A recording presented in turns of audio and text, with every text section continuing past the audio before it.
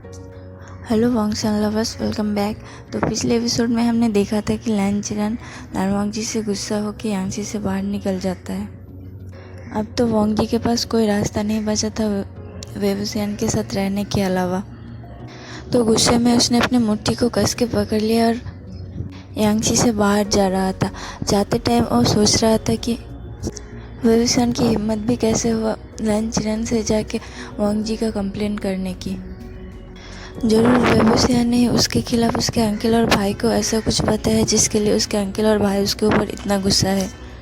वो क्लियरली देख पा रहा था उसके हिसाब से कि वेवुसियान उसके अंकल और उसके भाई को उसके खिलाफ इस्तेमाल कर रहा था। वांगजी के हिसाब से हस्बैंड एंड वाइफ के बीच की बातें उन दोनों के बीच में ही रहना चाहिए, लेकिन वेवुसियान तो इसमें उसके फैमिली को भी शामिल कर दिया और उसके हिसाब से वेवुसियान बहुत ही सेमलेस और एक इर्रेस्पॉन्सिबल पर्सन था।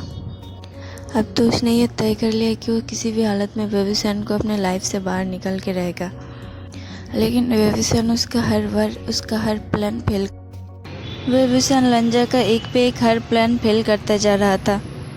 अब तो लंजा ने डिसाइड किया वो विंग के एग्जिस्टेंस को पूरा इग्नोर करेगा। विंग को भी अब लंजा की खामोश और कोल्ड ट्रीटमेंट की आदत पड़ गया था। ऐसा करते हुए पूरा 6 महीना बीत जाता है और अब क्लाउड रिसेस में नए स्टूडेंट्स आना शुरू हो गया था और क्लाउड रिसेस में इस बात का प्रिपरेशन चल रहा था और गेस्ट रूम को प्रिपेयर करा जा रहा था। हर एक क्लैन में से राजकुमार और राजकुमारी आए थे। अब धीरे धीरे अदर क्लैन से गुस्सों में स्टूडेंट्स आना स्टार्ट हो गया था। हर एक क्लैन के लिए अलग अलग गेस्ट रूम को प्रिपेयर किया जा रहा था और विंग ने स्पेशली जियांग क्लैन के लिए गेस्ट रूम प्रिपेयर किया था। आज फाइनली जियांग क्लैन से जियांग चैंग और जियांग यानली आने वाला था क्लाउड रिसेस में। विंग सुबह से बहुत ही एक्साइटेड था। जब जियांग यानली और जियांग चैंग क्लाउड रिसेस में आए तो वेवुसियान दौड़ के जाके उन लोगों को हक कर लिया। उसे बहुत ही रिलीफ फील हो रहा था। फाइनली वो क्लाउड रिसेस में अपना लव्ड वंस से मिला। विंग के आंखों के नीचे थोड़ा थोड़ा डार्क सर्कल था और उसके स्किन भी थोड़ा सा पेल था। जियांग यानली और जियांग चैंग ने देख के ओरिडली उसे पूछा कि उसे क्या हुआ, लेकिन उसने कहा कि कुछ नहीं, बस उसे रात को अच्छी नींद नहीं आई, बस इसी वजह से। और वो उन दोनों को गेस्ट कमरे में लेके गया।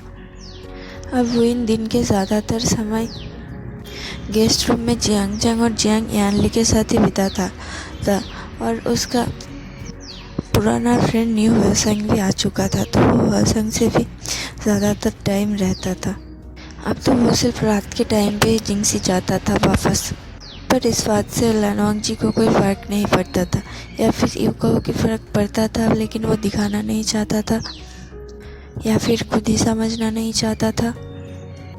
और इस एक हफ्ते में विंग की तरफ वांगजी का कोल्ड ट्रीटमेंट को भी जियांग चैंग और बाकी अदर्स डिसिप्लिन नोटिस किया था, लेकिन विंग को पूछने पर वो कुछ नहीं पता था कि उस लोगों को क्लियरली।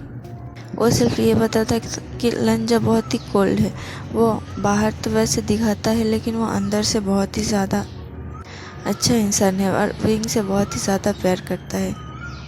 वैसे तो उसके बातों से जियांग चैंग और यानली कॉन्फिडेंट नहीं था, लेकिन उन्होंने विंग को उस बारे में बताने के लिए ज़्यादा कुछ फोर्स नहीं किया। उन्हें भी पता था कि क्लाउड रिसेस में रहते रहते उन्हें एक ना एक दिन पता चल ही जाएगा कि क्या हुआ है, और अगर विंग का दिल करे तो वो खुद ही उन लोगों को बताएगा। एक दिन विंग जिनकन के मियाँ के साथ फ्लर्ट कर रहा था और उसने दूर से देखा कि वांगजी उन दोनों को घूर रहा है। पहले तो उसे लगा कि वांगजी शायद इस बात से जेलस फील कर रहा है कि विंग किसी और से बात कर रहा था, लेकिन जल्द ही उसे अपनी गलतफहमी का एहसास हो गया। तब जब उसने उस दिन के अगले दिन वांगजी को मियाँ की तरफ घूरते हुए देखा, उसे तब लगा कि वांगजी शायद मियाँ को पसंद करता है। वैसे तो इस बात से विंग को कोई फ़र्क नहीं पड़ने वाला था, लेकिन पर उसे फ़र्क पड़ रहा था। उसके दिल में बहुत ही शार्प पेन हो रहा था। उसने कैसे भी करके खुद को संभाला और और जियांग्स के गेस्ट रूम में चला गया। वो जाके ऐसे बहुत ही फ्रैंकली बात कर रहा था सबसे। लेकिन पहले क्या हुआ, वो जियांग चंग और न्यूहासंग ने पहले ही नोटिस कर लिया था। उन दोनों को पता था कि विंग भले ही बाहर से बहुत ही ज़्यादा खुश दिख रहा हो, लेकिन वो अंदर से बहुत ही ज़्यादा सैड है। तो उन लोगों ने विंग को लेके क्लाउड रिसेस से बाहर गुसू सिटी सैरी टाउन में जाने का प्लान बनाया। नेक्स्ट दिन हॉलीडे था, तो वो लोग सुबह सुबह सैरी टाउन के लिए निकल गए। पूरे दिन उस लोगों ने बहुत ही ज़्यादा एंजॉय किया, घूमा फिरा, शॉपिंग किया। रास्ते में चलते चलते विंग को एक वुडन जेट कोम्ब दिखा। उसे वो कोम्ब बहुत ही पसंद है और उस कोम्ब को देखते ही उसे लानवांग जी का याद आ गया। वो कोम्ब खरीदना तो चाहता था, लेकिन उसे भी पता नहीं था कि वो क्यों खरीदे। और जियांग चंग और न्यूहासंग के सामने तो वो बहुत ही ज़्यादा अनकम्फर्टेबल फील कर रहा था। तो उसने जियांग चंग और न्यूहासंग को थोड़ा सा सामने भेज दिया और खुद वो कोम्ब को लेके अपने रूम में छुपा दिया। और फिर पूरे दिन एंजॉय करने के बाद शाम को वो लोग अपने रोब्स के अंदर एम्पर स्माइल के जार को छुपते छुपाते किसी भी करके क्लाउड रिसेस के अंदर लेके गए। अंदर जाने के बाद विंग ने एक व्यू देखा कि लानवांग जी मियाँ मियाँ से बात कर रहा था। उसे तब बहुत ही ज़्यादा दर्द हुआ। न्यूहासंग और जियांग चंग भी सीन को नोटिस किया, तो उन्होंने विंग को ज़बरदस्ती वहाँ से लेके चला गया। अपने कमरे में जाके वो तीनों एक साथ ड्रिंक करने लगे और लास्ट में तीनों ही ड्रंक हो चुका और विंग वहीं पे सो गया। उस रात वो जिंगसी में भी नहीं आया था। और दूसरी तरफ लानवांग जी जिंगसी में अभी भी 9 बज गया था, लेकिन अभी भी जागा हुआ था। वो किसी का इंतज़ार कर रहा था।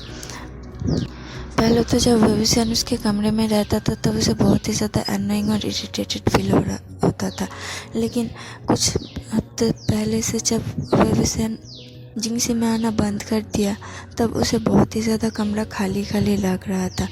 और अब तो विंग के साथ बात करने का उसका कोई चांस भी नहीं था, क्योंकि विंग पूरा दिन या फिर जियांग चंग और हुआसंग के साथ बिजी रहता है या फिर क्लान्स के कुछ काम में बिजी रहता है। सिर्फ रात को ही वो विंग को देख पाता था और रात को इम्पेशेंटली विंग को देखने के लिए वेट भी करता था। हाँ, इस बात को वो कभी जताता नहीं था और बाहर भी नहीं दिखाता था, लेकिन अंदर ही अंदर उसे ये पता चल गया था कि शायद वो विंग को लाइक करता है या फिर विंग उसे कंफर्टेबल फील कराता है। उस रात मिडनाइट हो चुका, लेकिन विंग अभी भी क्लाउड जिंगसी में वापस नहीं गया और वांग जी भी इम्पेशेंटली विंग का वेट कर रहा था। अब तो वांग जी को विंग के लिए बहुत ही ज़्यादा फिक्र सताने लगा।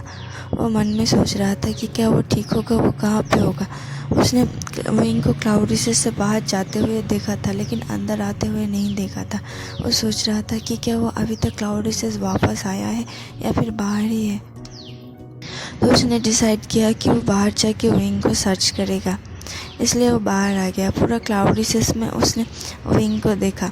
विंग पूरा क्लाउड रिसेस में कहीं नहीं था। फिर उसने सोचा कि वो जियांग क्लैन के गेस्ट हाउस के उधर जाएगा। वो गेस्ट हाउस के पेविलियन में गया और उधर जियांग चंग के रूम से उसे बहुत ही ज़्यादा शोर सुनाई दे रहा था। उसने खिड़की से झांकते हुए देखा तो जियांग चंग, न्यूहासंग और विंग एक दूसरे के साथ बहुत ही इंटीमेट पोजीशन में था और तीनों एक दूसरे के ऊपर लेटा हुआ था और उसको बहुत ही ज़्यादा एंजॉय कर रहा था। वो तीनों उस चीज़ को देख के लंजा का पूरा पारा हाई हो गया। वो गुस्से से वहाँ से बाहर निकल गया और जिंगसी में जाके जिंगसी के दरवाजे के तट से लगा दिया। उसे अपने आप पर भरोसा नहीं हो रहा था कि उसने क्या देखा। क्या विंग ऐसा भी कर सकता है? उसके मन में हज़ारों सवाल चल रहा था कि आखिर कितना सेमलेसली विंग उस चीज़ को एंजॉय कर रहा था जो वो तीनों कर रहे थे। और वेविसन इतना सेमलेस हो गया कि वांग जी ने उसे टच नहीं किया, तो वो जाके अपने फ्रेंड्स और भाई के साथ ही ऐसा कर रहा था। शायद लानवांग जी के मन में कुछ ज़्यादा ही फीलिंग्स काम कर रहा था। जब अंकिल चिरन ने वांग जी को अपना कसम दिया था, उस दिन के बाद से वांग जी के दिमाग में वेविसन का इमेज बहुत ही ज़्यादा ख़राब हो चुका था। लेकिन जब धीरे धीरे विंग चिंगसी में आना बंद कर रहा था, तब वांग जी के दिमाग से वेबीसेन का वो सारे तस्वीर एक एक करके धुंधला हो गया था। लेकिन अब फिर से वेबीसेन को इस पोजीशन में देख के उसके दिमाग में उसका सेमलेस पिक्चर चल रहा था और वो सोच रहा था कि वेबीसेन किस नितेश तक गिर सकता था।